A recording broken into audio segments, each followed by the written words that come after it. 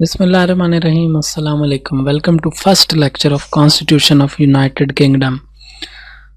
पहला लेक्चर है जनाब आज यूके के कॉन्स्टिट्यूशन का। तो आज का हमारा टॉपिक है salient features of UK constitution. इस लेक्चर में हम बरतानिया के आइन के अहम खद्दो खाल जो हैं वो डिस्कस करेंगे। सबसे पहले कॉन्स्टिट्यूशन का मतलब देख लेते हैं कि होता क्या है।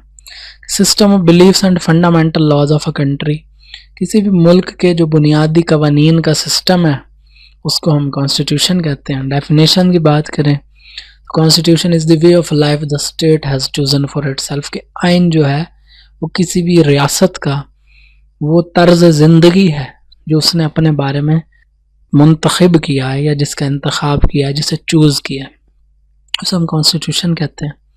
अब बरतानिया के आइन की बात करें तो इसको हम मदर ऑफ कॉन्स्टिट्यूशंस भी कहते हैं कि दुनिया में जितने भी आइन हैं इसकी हैसियत बहुत अहम है और ये उनके आइनों की एक किस्म की माँ की हैसियत रखता है, यानी इतना इम्पोर्टेंट है। तो पहला इसका फीचर है कि अनरिटन है। बरतानिया का आइन रिटन फॉर्म में मौजूद नहीं है, इसका तकरीबन सारा हिस्सा जो है वो अनरिटन है। दूसरी चीज़ ये है कि एवोल्यूशनरी है, वक्त के साथ साथ हालात और वाक़यात और ज़रूरतों के मुताबिक ये आइन तब्दील होता रहा और होता जा रहा है और आइंदा भी होता रहेगा, क्योंकि जो जो वक्त गुज़रता है कौम की ज़रूरत बदलती रहती है, हालात और वाक़यात तब्दील होते रहते हैं। तो उस हिसाब से ही बरतानिया का आइन भी अपने आप को तब्दील करता रहता है। जिस तरह इंसानी सोसाइटीज़ एक दिन में चेंज नहीं हो गई, वक्त के साथ साथ चेंज हुई हैं, इसी तरह बरतानिया का आइन भी वक्त के साथ साथ चेंज हुआ है। तो यहीं से ही अगला पॉइंट भी बनता है कि जी फ्लेक्सिबल है, फिर इसका मतलब है बहुत ज़्यादा लचक है इस आइन में। लचक इस हवाले से है कि इसमें तब्दीली जो है वो आसानी से आ जाती है। फिर पॉइंट आता है जी कन्वेंशनल है, कि रस्म व रिवाज के हवाले को देखते हुए भी वक्त के साथ साथ ये चेंज होता रहा। मिक्स्ड से मुराद ये है कि इसके अंदर थोड़ी सी जमहूरियत भी है, थोड़ी सी अरिस्टोक्रेसी यानी अशराफिया भी है और लिमिटेड मोनार्की भी है यानी बादशाही निज़ाम भी है। तो ये तीन चीज़ों का मिक्सचर है ये आइन। मतलब आपको इसके अंदर थोड़ी सी झलक बादशाहत की भी मिलेगी बरतानिया के आइन में, जमहूरियत की भी मिलेगी और अशराफिया के निज़ाम की भी मिलेगी। ये चीज़ें आगे चल के डिटेल में आएंगी तो हम वहाँ पर डिस्कस करेंगे, अभी सिर्फ ये पॉइंट यहीं तक समझ लें आप। फिर उसके बाद अगला जो इसका बड़ा अहम करैक्टर है यूके के कॉन्स्टिट्यूशन का, वो ये है कि ये यूनिटरी करैक्टर का है। मतलब कि तमाम जितनी भी पावर्स हैं ना वो बरतानिया के पार्लियामेंट के पास हैं। पार्लियामेंट को जो है वो तमाम पावर्स दी गई हैं आइन के मुताबिक। उसके बाद इसका जो फॉर्म ऑफ गवर्नमेंट है वो पार्लियामेंट्री है, यानी पार्लिमानी निज़ाम हुकूमत है। इसका मतलब ये है कि इसके अंदर दो ऐवान मौजूद हैं, एक अपर हाउस है, एक लोअर हाउस है। अपर हाउस को हाउस ऑफ लॉर्ड्स कहा जाता है और लोअर हाउस को हाउस ऑफ कॉमन्स कहा जाता है। एक और फीचर इसका यह है कि लिमिटेड मोनार्की है यहाँ पर, यानी कि बादशाहत का निज़ाम तो है, किंग क्वीन तो आपको नज़र आएगी बरतानिया की, लेकिन उनकी जो पावर्स हैं वो बड़ी महदूद रह गई हैं, बड़ी लिमिटेड रह गई हैं। फिर वही बात कि पार्लियामेंट की सॉवरेनिटी है, यानी कि बरतानिया के आइन के मुताबिक जो पार्लियामेंट है वो सबसे ज़्यादा सुप्रीम और ख़ुद मुख्तार इदारा है। तो पार्लियामेंट की कही हुई किसी बात को कोई भी चैलेंज नहीं कर सकता। बाई कैमरल लेजिस्लेचर है बरतानिया के आइन में, यानी कि इसके दो चैम्बर्स हैं। बाई से मुराद होता है दो, बाई कैमरल लेजिस्लेचर यानी दो चैम्बर्स हैं, वही एक हाउस ऑफ लॉर्ड्स, एक हाउस ऑफ कॉमन। फिर बरतानिया का जो आइन है वो जुडिशरी को इंडिपेंडेंट बनाता है, कि जो अदालती निज़ाम है वो बिल्कुल इंडिपेंडेंट है, अदालती फ़ैसलों में कोई भी अमल दखल नहीं कर सकता। एक और अहम फीचर है मिनिस्टीरियल रिस्पॉन्सिबिलिटी। इस आइन के फीचर के मुताबिक जितने भी मिनिस्टर्स हैं बरतानिया में वो तमाम लोग अपने حرکات و سکنات کے یعنی اپنے ایکٹس کے رسپانسبل ہیں، جواب دہ ہیں، ٹھیک ہے. اور یہاں پر 2 پارٹی سسٹم، 2 پارٹیز ہیں برطانیہ میں، سیاسی پارٹیاں زیادہ نہیں ہیں، 2 پارٹیز ہیں صرف. ایک کا نام کنزرویٹو پارٹی ہے، دوسری کا نام لیبر پارٹی ہے. پھر سنگل سٹیزن شپ ہے. برطانیہ کا آئین اپنے شہریوں کو دوہری شہریت رکھنے کی اجازت ہرگز نہیں دیتا. وہ یہ کہتا ہے کہ یا تو آپ یو کے سٹیزن ہیں یا آپ نہیں ہیں. یعنی کہ برطانیہ کا آئین اپنے لوگوں کو یہ کہہ رہا ہے کہ آپ کسی ایک طرف ہو جائیں، ٹھیک ہے، یا آپ برطانیہ کے ہو جائیں یا پھر آپ برطانیہ کے نہ ہوں. اس کے علاوہ جی ایک اور فیچر ہے یونیورسل سفریج کا. اس سے مراد یہ ہے کہ تمام برطانیہ کے شہریوں کو ووٹ دینے کا حق حاصل ہے، لیکن یاد رہے وہ لوگ جن کی عمر 18 سال سے زیادہ ہے. فنڈامنٹل رائٹس کی بات کرتا ہے برطانیہ کا آئین کہ جو اس ملک میں رہنے والے لوگ ہیں ان کو بنیادی حقوق حاصل ہیں اور ان سے یہ بنیادی حقوق کوئی نہیں چھین سکتا، یہاں تک کہ پارلیمنٹ بھی نہیں چھین سکتا. اور پھر آخری پوائنٹ ہے کانسٹیٹیوشنل مونارکی. آئین جو ہے اس کی بھی ایک بالادستی ہے برطانیہ میں، گو کہ یہ فلیکسیبل ہے، چینج کیا جا سکتا ہے، لیکن پھر بھی آئین کی پاسداری جو ہے وہ آپ کو برطانیہ میں دیکھنے کو ملے گی. اس کا ہمارا ٹاپک ہے سورسز آف یو کے کانسٹیٹیوشن. اس لیکچر میں ہم برطانیہ کے آئین کے سورسز کا ذکر کریں گے اور دیکھیں گے کہ یہ کہاں سے اخذ ہوا.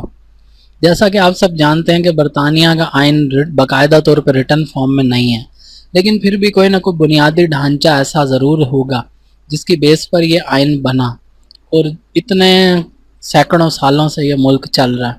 تو دیکھتے ہیں کہ کیا چیزیں تھیں. سب سے پہلے سورس کا میننگ. سورس کا مطلب ہے اوریجن. اوریجن کہتے ہیں سٹارٹنگ پوائنٹ کو. کسی بھی چیز کا سٹارٹنگ پوائنٹ یا بنیادی پوائنٹ جو ہوتا ہے اسے ہم سورس کہتے ہیں.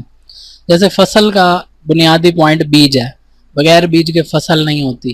لیکن اگر کوئی آپ کے سامنے رکھے کوئی بھی فصل، کپاس کی یا گندم کی یا کوئی بھی، اور آپ سے پوچھے کہ یہ شروع کہاں سے ہوئی، تو یقیناً آپ کا جواب یہی ہوگا کہ بیج سے شروعات ہوئی اس کی. لہٰذا بیج کی اہمیت کو نظر انداز نہیں کیا جا سکتا. ڈیفینیشن کی بات کریں تو سورس کی ڈیفینیشن ہے point of origin of any law from which the law is inspired, کہ کسی بھی قانون کا وہ شروعاتی پوائنٹ جس سے قانون انسپائر ہوا ہو یا جس کی روشنی میں قانون نے پروان چڑھی ہو، ایسی چیز کو ہم سورس کہتے ہیں. برطانیہ کے آئین کے 2 مین سورسز ہیں، لیگل اور نان لیگل. یاد رہے یہاں نان لیگل میں اور اللیگل میں فرق ہے. اللیگل غیر قانونی کو کہتے ہیں اور یہاں پہ نان لیگل سے مراد ہے وہ سورسز جو قانون کے علاوہ تھے، رسم و رواج وغیرہ اس قسم کے. آگے ابھی ڈیٹیل میں ہم ڈسکس کرتے ہیں. لیگل سورسز کی بات کریں تو لیجسلیشن ہے، میگنا کارٹا ہے، petition of rights, habeas corpus act, bill of rights, act of settlement اور پریسیڈنٹس. یہ تمام لیگل سورسز ہیں برطانیہ کے آئین کے. اب ان کو ہم باری باری تھوڑا تھوڑا دیکھ لیتے ہیں کہ آخر یہ ہے کیا. لیجسلیشن، کون سی لیجسلیشن؟ ایسی قانون سازی جو پارلیمنٹ نے کی. پارلیمنٹ کے بنائے گئے قوانین بھی برطانیہ کے آئین میں بڑی اہمیت کے حامل ہیں، اور برطانوی آئین کے جو طریقہ کار ہیں وہ پارلیمنٹ کی بنائی گئے قوانین سے بڑے انسپائرڈ ہیں. دوسری چیز میگنا کارٹا جو کہ 1215 میں بنایا گیا. اس میں بیسیکلی جو کراؤن تھا اور جو بارنز تھے ان کے درمیان ایک سیٹلمنٹ، ایک معاہدہ طے پایا کہ جو لوگ جنگلات میں رہنے والے جو قبائل تھے ان کے درمیان اور جو بادشاہتی نظام تھا ان کے درمیان ایک معاہدہ طے پایا. اس کے بعد اگلا لیگل سورس یو کے کانسٹیٹیوشن کا پٹیشن آف رائٹس جو 1628 میں کیا گیا. اس کے اندر یہ بات مین تھی کہ زبردستی ٹیکسز کسی سے بھی وصول نہیں کیے جائیں گے. پھر ہیبیس کارپس ایکٹ 1670 میں بنایا گیا. اس ایکٹ کو بنانے کا مقصد تھا کہ speedy relief from in lawful imprisonment, کہ اگر کسی کو غیر قانونی طور پر قید میں ڈال دیا جائے تو ایسے شخص کو اس قید سے کیسے چھڑوایا جائے. وہ تمام باتیں ہیبیس کارپس ایکٹ میں تھیں، کیونکہ اس وقت بادشاہی نظام تھا اور بادشاہی آل ان آل ہوتا تھا، جو اس کا دل چاہتا تھا وہ کرتا تھا. تو اگر اس کو کسی پر غصہ آ گیا تو اس کو اٹھا کے جیل میں ڈال دیا, قید میں ڈال دیا. تو ایسی چیزوں سے بچنے کے لیے ہیبیس کارپس ایکٹ جو ہے وہ متعارف کروایا گیا. پھر اس کے بعد آ گیا بل آف رائٹس 1699 میں 1689. اس کے اندر لوگوں کے رائٹس اور لبرٹیز کے حوالے سے بات کی گئی, اور اس چیز کو بھی دیکھا گیا کہ کراؤن کی سکسیشن کیا ہوگی, یعنی کہ بادشاہ کا جانشین کون ہوگا, کیا کرائیٹیریا ہوگا اس کا, کس طرح سے بادشاہ کے بعد اگلے بادشاہ کو چننے کے کیا طور طریقے ہوں گے. سکسیشن جو ہے بیسیکلی وہ اس میں ڈسکس کی گئی. پھر ایکٹ آف سیٹلمنٹ بھی ایک لیگل سورس ہے یو کے کانسٹیٹیوشن کا, جو کہ 1701 میں بنایا گیا. اس ایکٹ کے مطابق جو کراؤن کی پاور تھی, کراؤن سے مراد یہاں پہ کنگ یا کوئین ہے, ٹھیک ہے, اس کی پاور کو جو ہے وہ روک دیا گیا کہ وہ ڈسمس کر سکے ججز کو اپنی مرضی سے. یعنی کہ اس سے پہلے بادشاہ کا جب دل چاہتا تھا, جس کو دل چاہتا تھا, کسی بھی جج کو اٹھا کر وہ اس کی سیٹ سے, اس کے عہدے سے ہٹا دیتا تھا, لیکن اس ایکٹ میں اس چیز کو ختم کر دیا گیا. پھر ایک اور بڑی اہم چیز ہے پریسیڈنٹ, جسے ہم کیس لا بھی کہتے ہیں. کیس لا یا پریسیڈنٹ ایسے قوانین ہوتے ہیں جو عدالتی فیصلوں کی صورت میں ہمارے سامنے آتے ہیں. جب بھی کوئی نئی بات عدالت کے سامنے آتی ہے جس کے اوپر پہلے سے کوئی قانون موجود نہیں ہوتا, تو جج جو ہے وہ اپنے عقل اور فہم سے قوانین کے جو بیسک پرنسپلز ہیں, جو فنڈامنٹل لاز ہیں, ان کی روشنی میں کوئی نیا قانون اخذ کرتا ہے اور فیصلہ دیتا ہے.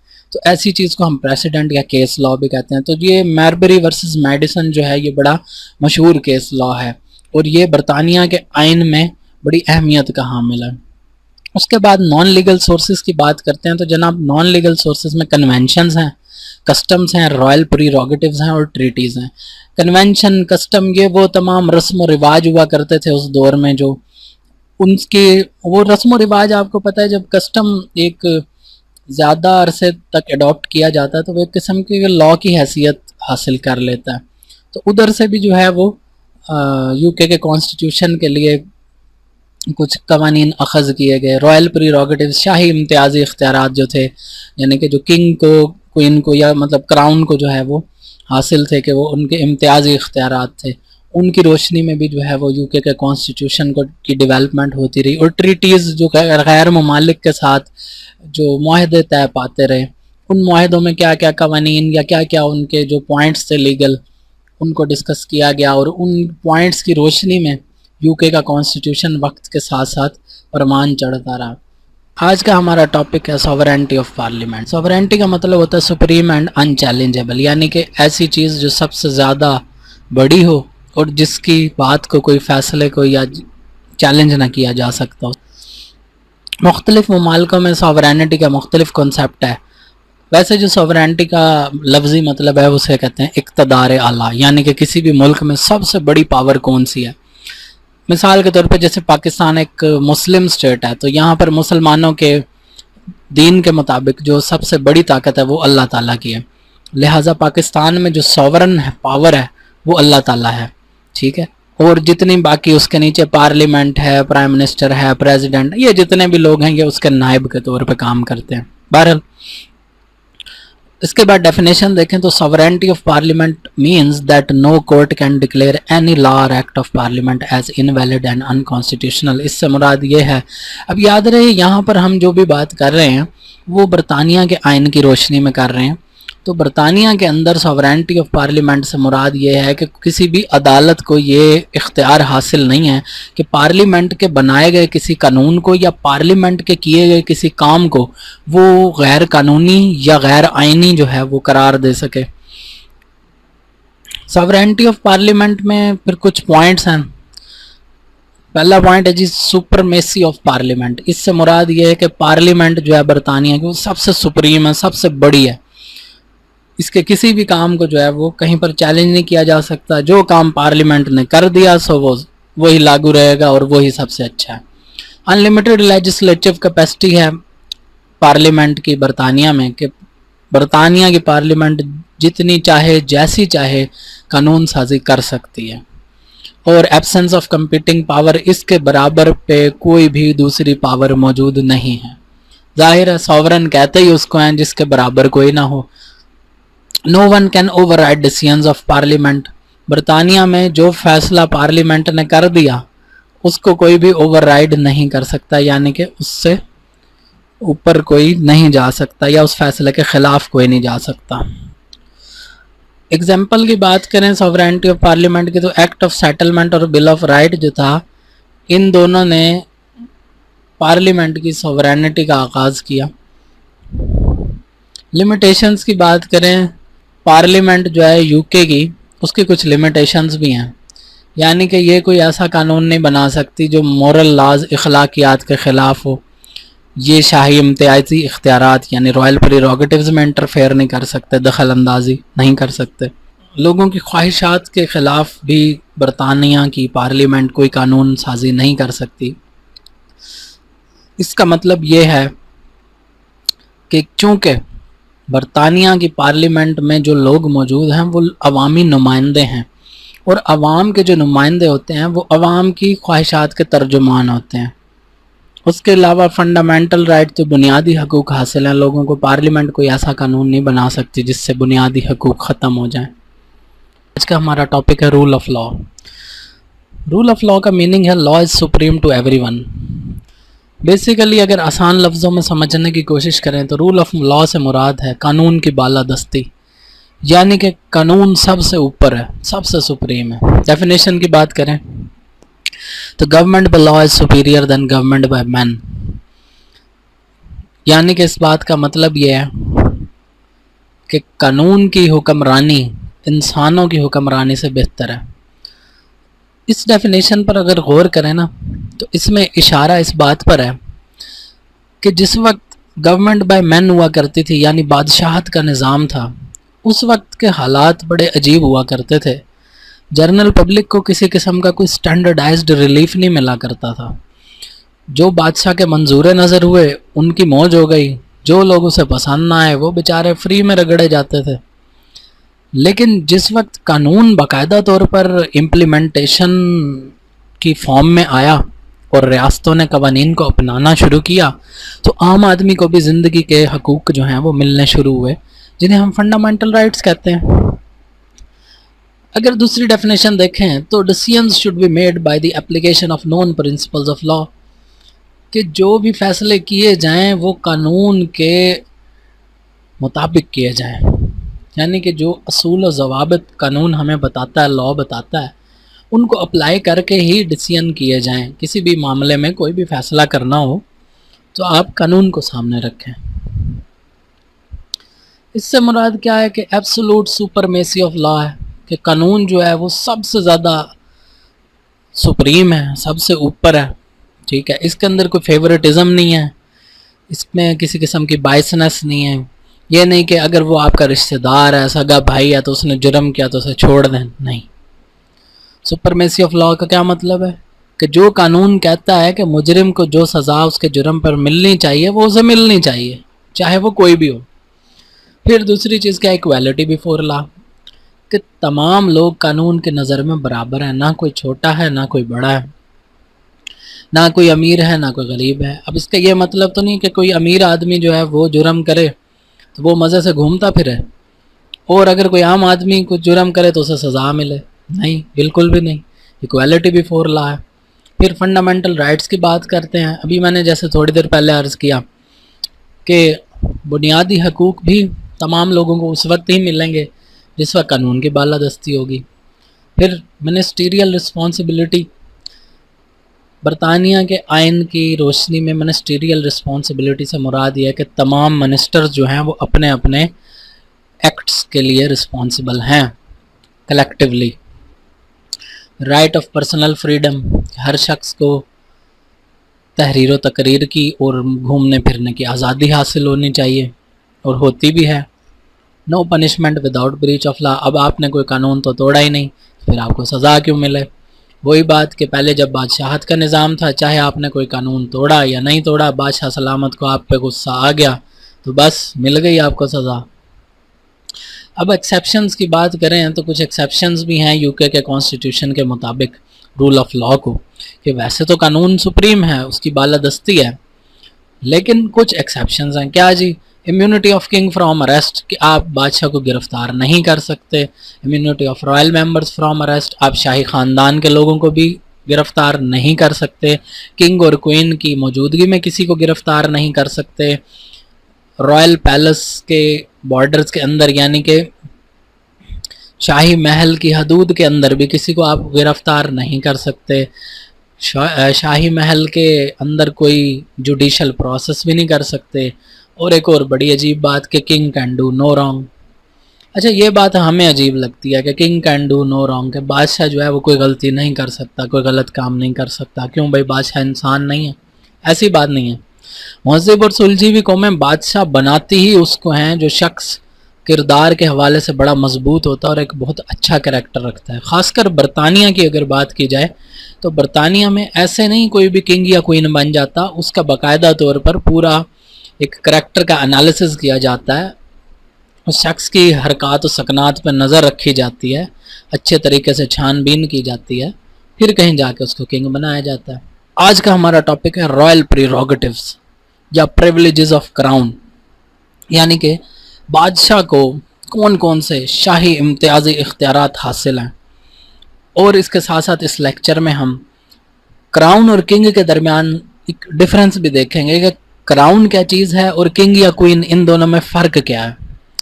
تو آئیے سب سے پہلے میننگ دیکھتے ہیں۔ پریروگیٹیو کا مطلب ہوتا ہے ایکسیپشنل پاورز، یعنی کہ دوسروں سے ہٹ کر کوئی خاص پاور کسی کے پاس موجود ہو، امتیازی پاور موجود ہو، اس کو ایکسیپشنل پاور کہتا ہے۔ ڈیفینیشن کی بات کریں the exceptional powers and privileges of sovereign or crown, کہ برطانیہ کے اندر جو سب سے زیادہ ایکسیپشنل پاورز حاصل ہوں گی یا پریولیجز حاصل ہوں گی یعنی سہولیات حاصل ہوں گی، وہ کراؤن کو حاصل ہوں گی۔ شروع کے وقتوں میں ایبسولوٹ مونارکی ہوا کرتی تھی، یعنی کہ ٹوٹلی بادشاہی نظام تھا، بادشاہ سلامت کی جو مرضی میں آتا، جو دل میں آتا وہ کرتے پھرتے، انہیں کوئی پوچھنے والا ہی نہیں تھا۔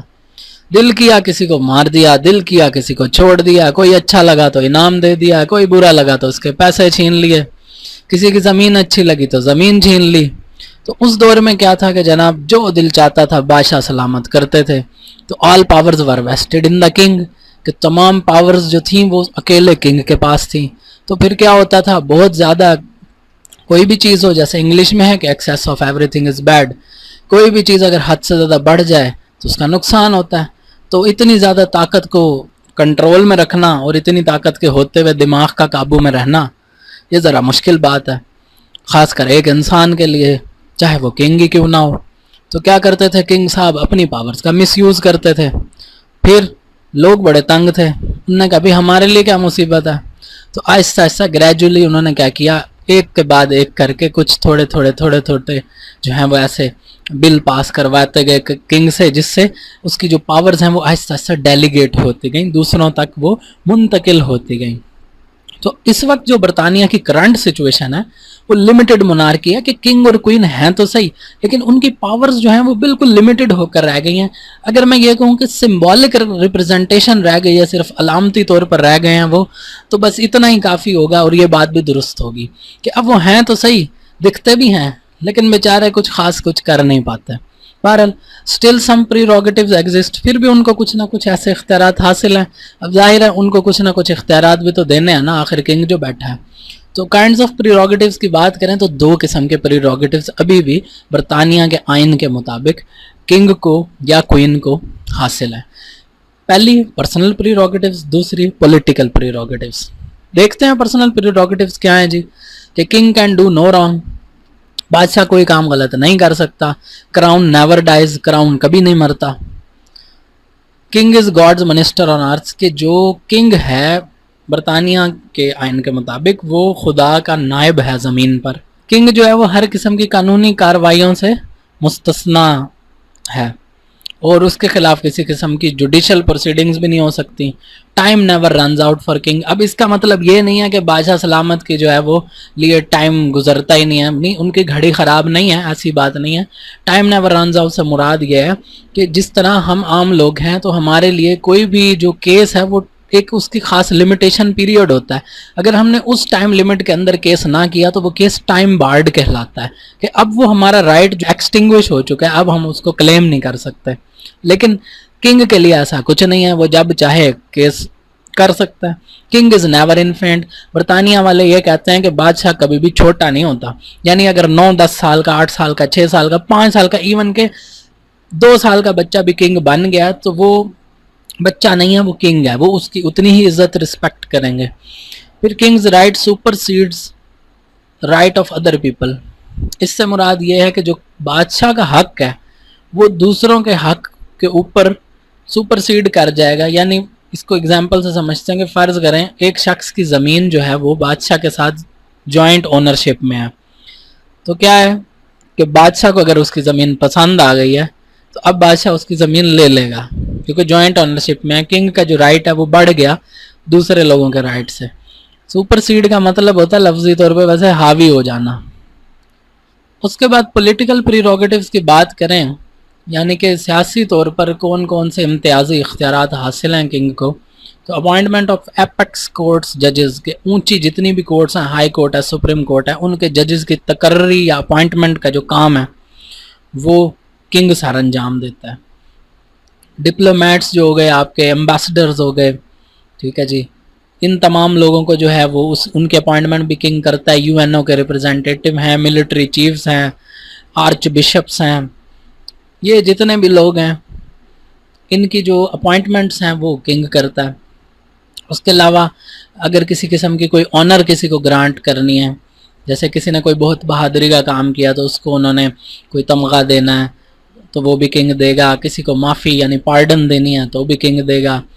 سمن اینڈ ڈیزالو پارلیمنٹ، پارلیمنٹ کے اجلاس کو بلا بھی سکتا ہے اور پارلیمنٹ کو ڈیزالو بھی ختم بھی کر سکتا ہے کنگ. ریپرزینٹیٹیو آف نیشن بھی ہے کنگ، یہ اس کی ایک پولیٹیکل پریروگیٹیو ہے.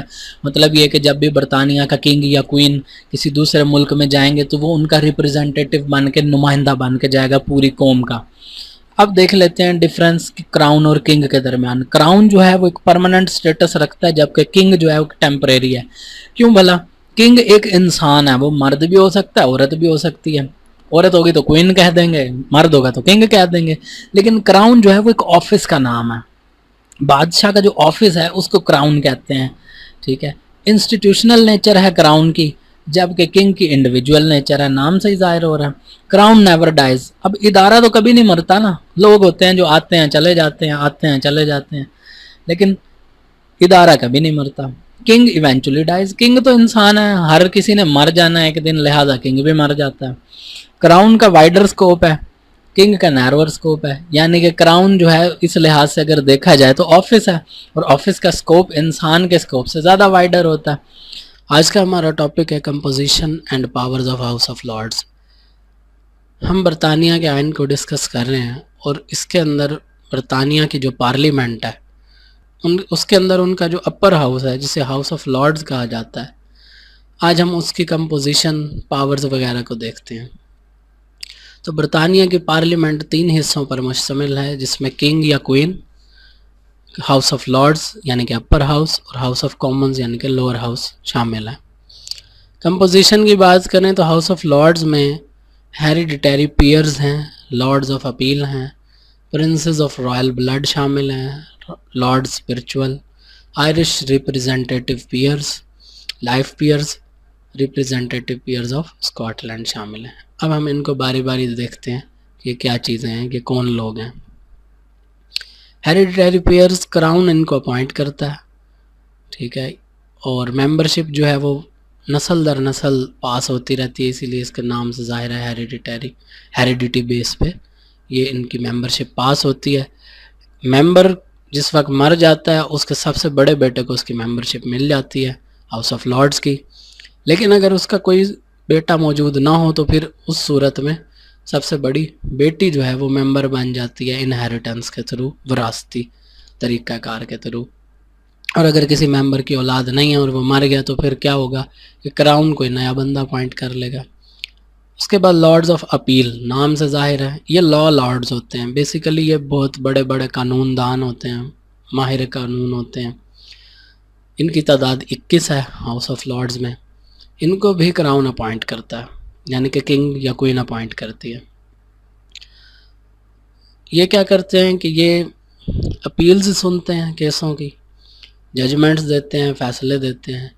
لیکن ان کا یہ کام زیادہ اس وقت تھا جس وقت برطانیہ میں باقاعدہ طور پر سپریم کورٹ نہیں بنائی گئی تھی، اس وقت یہ ججمنٹس وغیرہ زیادہ دیتے تھے۔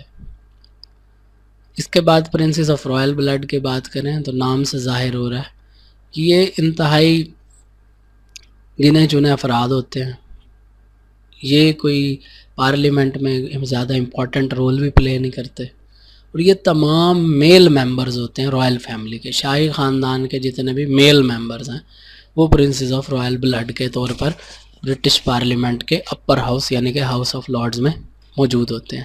ان کو ڈیوک بھی کہا جاتا ہے، ویسے ڈیوک کا لفظی مطلب نواب ہے، تو یہ بھی پرنسز ہیں، شہزادے ہیں۔ اس کے بعد لارڈ اسپرچول، نام سے ظاہر ہوتا ہے کہ اسپرچول لارڈز ہیں، روحانیت سے ریلیٹڈ ہوں گے۔ ان کی تعداد 26 ہے۔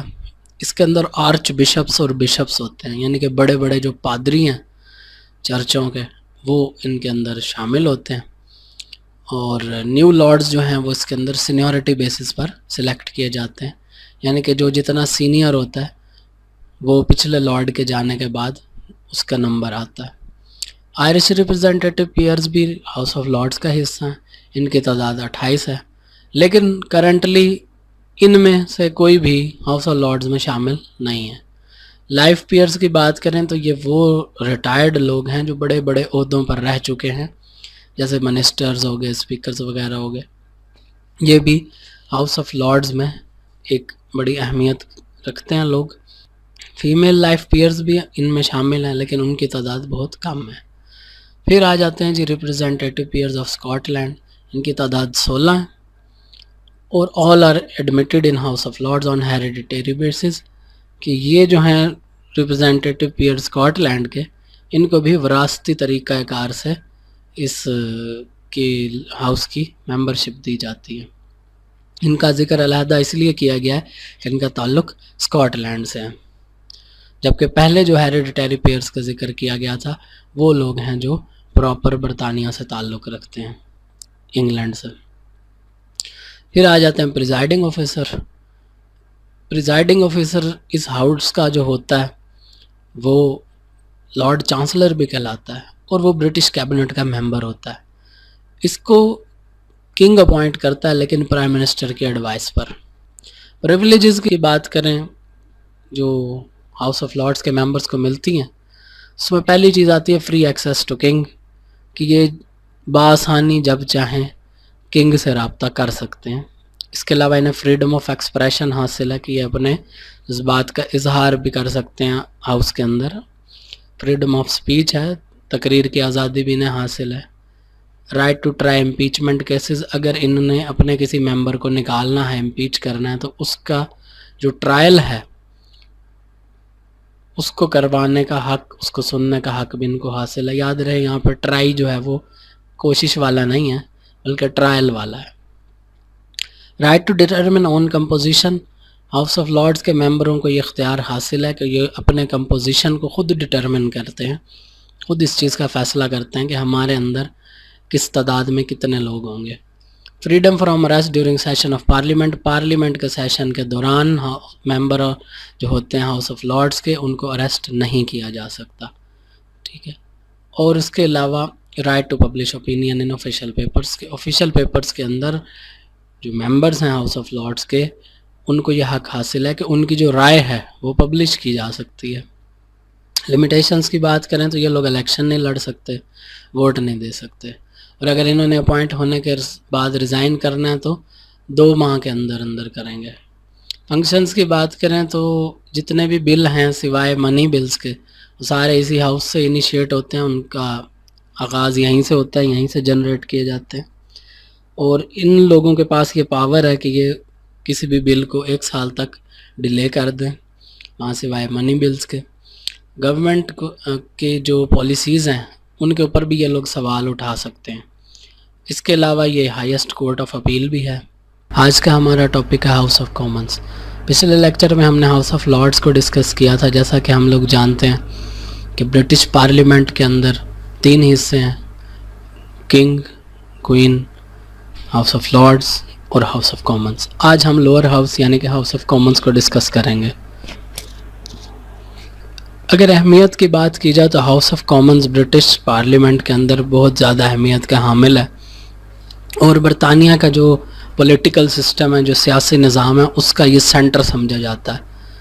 اس کی وجہ یہ ہے کہ جو ہاؤس آف کامن کے ممبرز ہیں وہ ڈائریکٹلی الیکشن کے تھرو لوگوں کی پسند سے آتے ہیں۔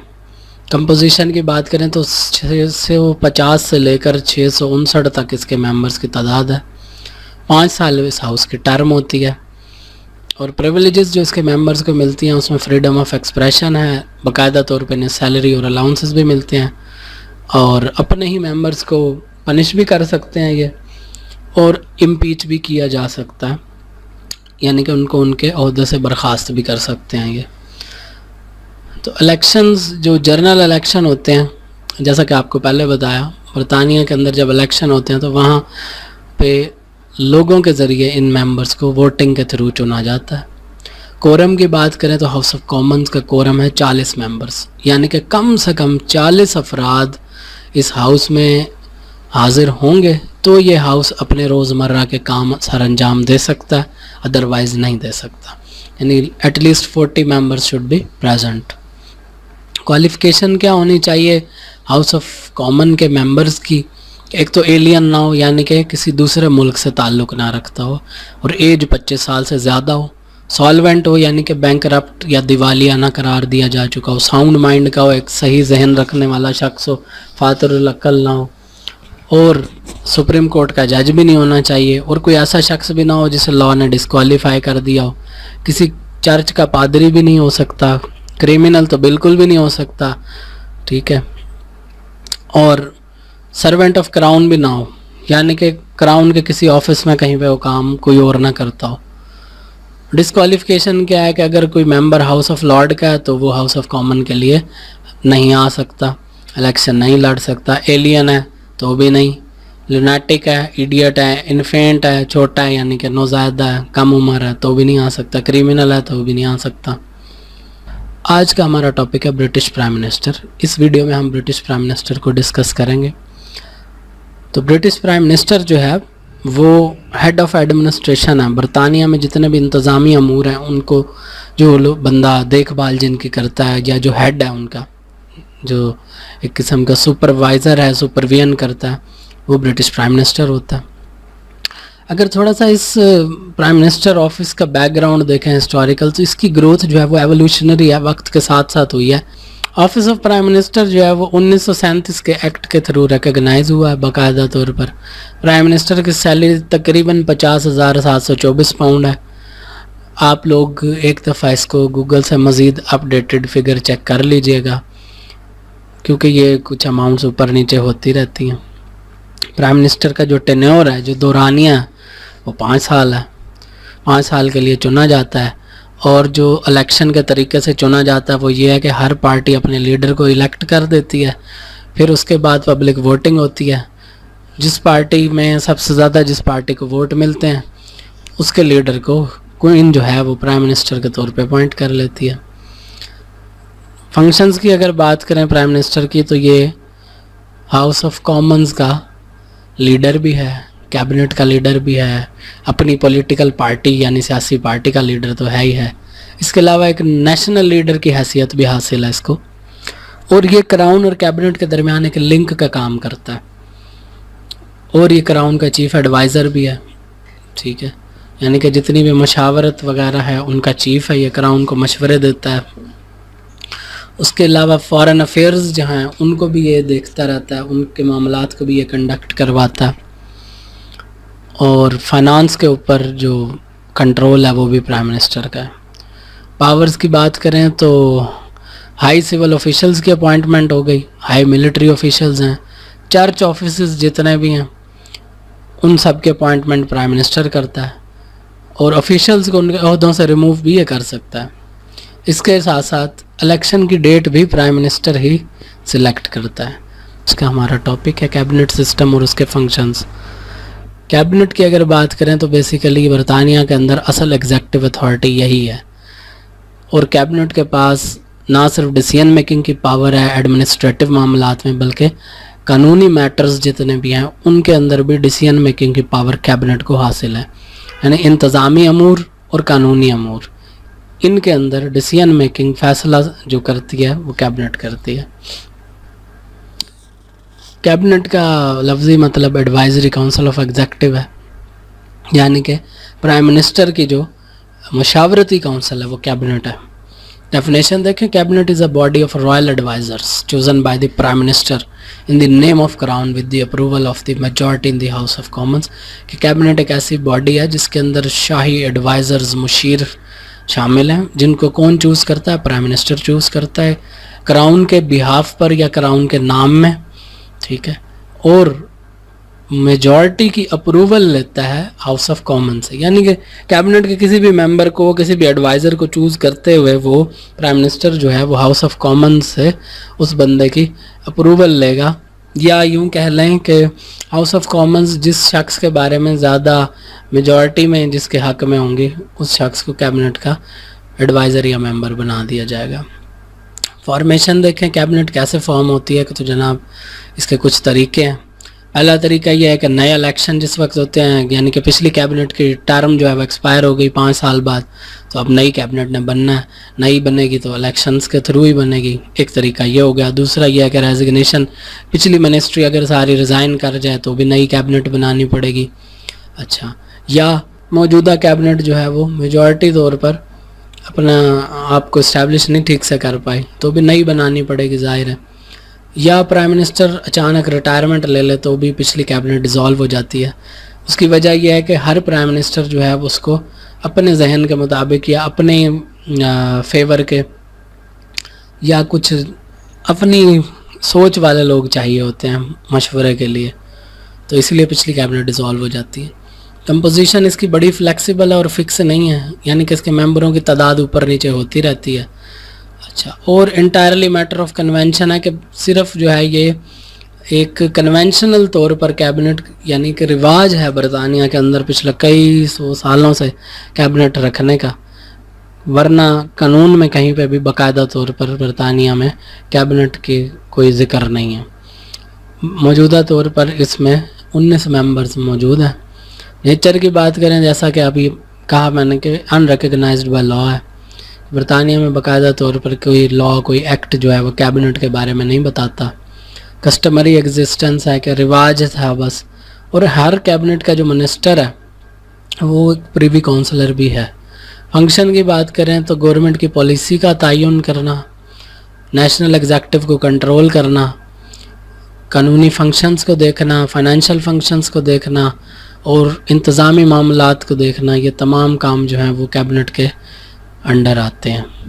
ڈویژن کی بات کریں تو کیبنٹ کے اندر چھوٹے چھوٹے حصے ٹکڑے موجود ہیں، یعنی کہ اس کے جو ممبرز ہیں وہ ان کے ذمے مختلف کام ہیں. چھوٹی چھوٹی کمیٹیاں بنی ہوئی ہیں کیبنٹ کے اندر، جیسے ڈیفنس کمیٹی ہے، ان کا کام ہے ملک کی جو دفاعی صورتحال ہے اس کے اوپر کام کرنا. اکنامک کمیٹی جو ہے وہ معاشی معاملات کو ڈیل کرتی ہے. لیجسلیشن کمیٹی قانونی معاملات. فیوچر لیجسلیشن کمیٹی آئندہ کے لیے قانون سازی کس طرح کرنی ہے، کیا کرنی ہے، ان چیزوں کو ڈیل کرتی ہے. ہوم اینڈ سوشل افیئرس کی کمیٹی، نام سے ظاہر ہے کہ برطانیہ میں جو معاشرتی افیئرز مسائل ہیں یا جو گھر سے ریلیٹڈ بنیاد کے مسئلے ہیں ان کو جو ہے یہ کیبنٹ ڈیل کرتی ہے. بسم اللہ الرحمن الرحیم. السلام علیکم. Welcome to first lecture of constitution of U S. آج ہم یونائٹڈ اسٹیٹس آف امریکہ کے آئین کے بارے میں کچھ سیلینٹ فیچرز اس کے دیکھیں گے، ڈسکس کریں گے. امریکہ کا جو آئین ہے وہ دنیا کا سب سے مختصر ترین آئین ہے، جس میں صرف 7 آرٹیکل 21 سیکشن ہیں، اور یہ اتنا ریجڈ ہے کہ اتنے سالوں میں صرف 27 دفعہ اس میں امینڈمنٹس ہو چکی ہیں، وہ بھی معمولی نوعیت کی. دوبارہ تھوڑا سا کانسٹیٹیوشن کے میننگ کو دیکھ لیتے ہیں کہ system of belief and fundamental laws of a country. Constitution basically عقائد کا وہ سسٹم ہے اور بنیادی اصول ہیں جو کہ کسی ملک میں ہوتے ہیں. ڈیفینیشن دیکھیں تو constitution is a way of life the state has chosen for it self, کہ آئین جو ہے وہ کسی ملک کا طرز زندگی ہے، ایسا طرز زندگی ہے جو اس ملک نے اپنے لیے یعنی اپنے لوگوں کے لیے چن رکھا ہے یا طے کر لیا.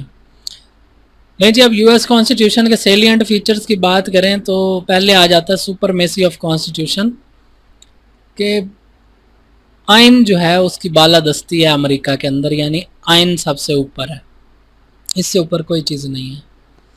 दूसरी बात है इनेक्टेड है, इवॉल्व्ड नहीं है, यानी कि बरतानिया का जो आइन था वो वक्त के साथ साथ इवॉल्व हुआ और अभी भी हो रहा है और आइंदा भी होता रहेगा। लेकिन ये जो आइन है ये बाकायदा तौर पर लॉ की शक्ल में इनेक्टेड है, लागू किया गया है, और ये एक डॉक्यूमेंट की सूरत में मौजूद है, और दुनिया का ब्रीफेस्ट यानी मुख्तसर तरीन है और रिजिड भी है, यानी कि बड़ा सख्त आइन है जिसके अंदर तब्दीली करना कोई इतना आसान नहीं है। अच्छा, इसके साथ साथ पार्शली अनरिटन भी है, यानी इसका कुछ हिस्सा जो है वो अनरिटन भी है। इसके अलावा फेडरल नेचर का आइन है, इसके अंदर फेडरल स्ट्रक्चर की बात की गई है, जैसे कि डिवीजन ऑफ लेबर, यानी कि लेबर की तकसीम, एफिशिएंसी वगैरह के हवाले से बात यहाँ पर बनती है। बहरहाल तो अमेरिका का आइन हमें ये बताता है कि उसमें 2 पार्टियाँ होंगी, सियासी पार्टियाँ, ठीक है। पाकिस्तान की तरह बरसाती मेंढकों की तरह 36,000 सियासी पार्टियाँ नहीं होंगी, सिर्फ 2 पार्टीज होंगी जिनके नाम रिपब्लिकन और डेमोक्रेट्स होंगे, ठीक है। आप गौर करें, चाहे अमेरिका का आइन हो या जितने भी तरक्की याफ्ता ममालिक हैं, इनके अंदर और कोई चीज़ हो या ना हो, लेकिन पॉलिटिकल समझ बूझ और पॉलिटिकल स्टेबिलिटी का एलिमेंट आपको नज़र आएगा। बहरहाल, और इन चीज़ों में, इनकी पॉलिसीज़ में आपको कंसिस्टेंसी भी नज़र आएगी। ये नहीं है कि हर बंदा आके अपनी नई कोई साइंस बताता, नहीं, एक पॉलिसी लॉन्ग टर्म वो बनाते हैं और उसी को चलाते हैं, इसीलिए ऐसे मुल्क तरक्की करते हैं। अच्छा, अगला पॉइंट देखते हैं यूएस कॉन्स्टिट्यूशन का सेलिएंट फीचर्स का। जनाब, यूएसए का आइन जो है वो प्रेसिडेंशियल फॉर्म ऑफ गवर्नमेंट का है, कि ये सदारती निज़ाम हुकूमत बताता है। इसके अलावा इसमें सेपरेशन ऑफ पावर्स का जिक्र किया गया। यूनाइटेड स्टेट्स ऑफ अमेरिका के 3 मेन इदारे हैं, 3 धड़े कह लें आप। कौन कौन से? एग्जेक्टिव है, लेजिस्लेटिव है और जुडिशरी है, यानी कि एक कानून साज इदारा है, लेजिस्लेटिव है, एक जुडिशरी है, नाम से जाहिर है अदालती एरिया है उनका, अदालती धड़ा है, और एक जो है एग्जेक्टिव या एडमिनिस्ट्रेटिव, जिसको इंतज़ामिया भी कह सकते हैं आप। तो 3 जो हैं ये चीज़ें, और ये अमेरिका का आइन ही बताता है कि इनके दरमियान पावर्स जो हैं वो अलग अलग तौर पर डेलीगेट हुई हुई हैं और सेपरेट हुई हुई हैं, पावर्स एक ही जगह पर इकट्ठी नहीं हुई हुई। फिर system of check and balance भी मौजूद है। इन्हीं 3 इदारों में या इन्हीं 3 धड़ों में एक दूसरे के ऊपर चेक भी रखा जाता है, और उसका बाकायदा एक सिस्टम मौजूद है जो यूएसए के आइन में जिसका जिक्र है। उसके अलावा ये आइन जो है सुप्रीम कोर्ट को जुडिशल रिव्यू की पावर भी देता है, कि किसी भी कानून के ऊपर जो है वो वहाँ की सुप्रीम कोर्ट अपना जुडिशल रिव्यू कर सकती है। फिर ये रिपब्लिकनिज्म की बेस भी बताता है कि government of people by people for the people, कि अमेरिका के अंदर जो हुकूमत होगी वो लोगों की हुकूमत होगी, लोगों से ही की जाएगी और लोगों के लिए की जाएगी। बहरहाल, उसके बाद फेडरल सुप्रीमेसी है, कि यहाँ पर जो फेडरेशन है वो जो सेंटर है इनका वो सुप्रीम है, यानी उसको अपनी जो सब पार्ट्स हैं जो उसके साथ अटैच्ड हैं उनके ऊपर बरतरी हासिल है।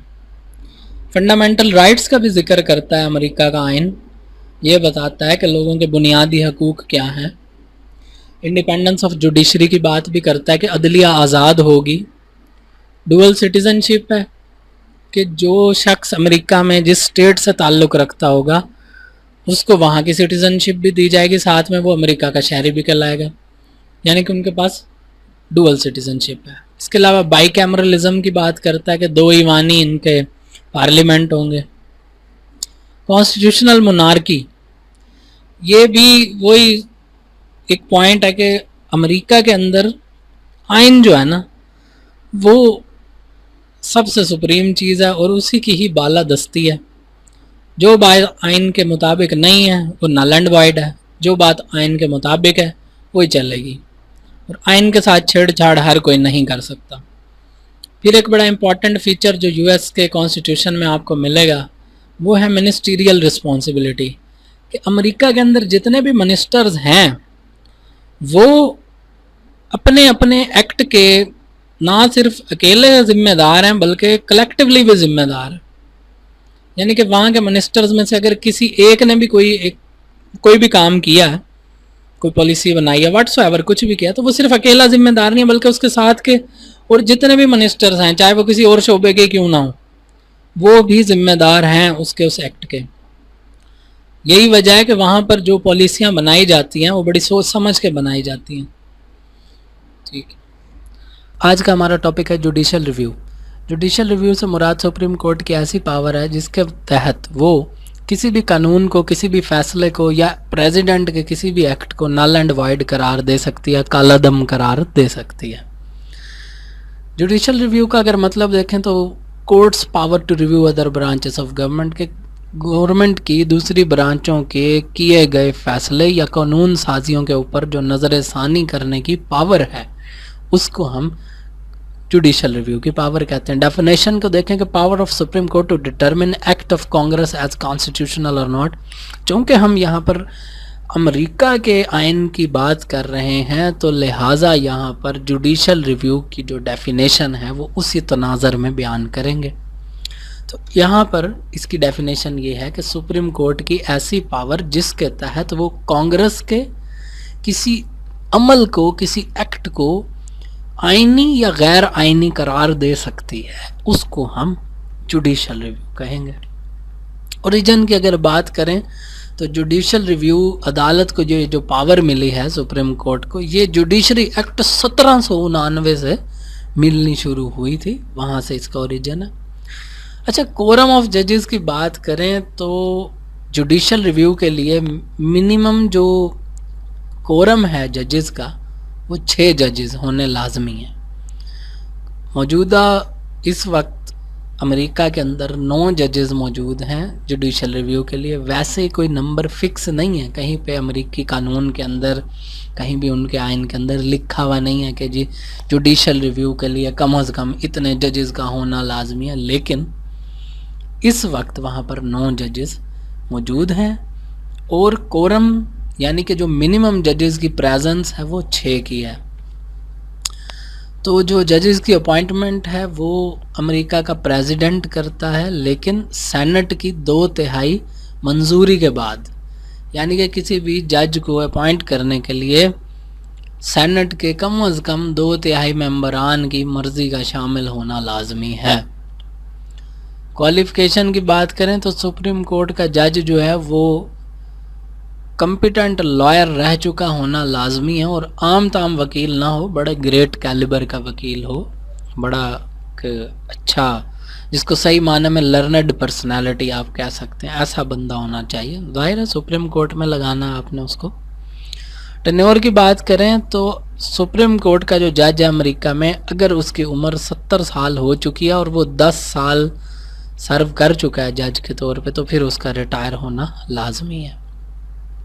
सुप्रीम कोर्ट की जुरिस्डिक्शन की बात करें कि किस किस किस्म के केसेस को ये रिव्यू कर सकती है, तो एम्बेसडर से मुतल्लिक जितने केसेस हैं या पब्लिक मिनिस्टर्स के हैं उनको ये कर सकती है उसका रिव्यू।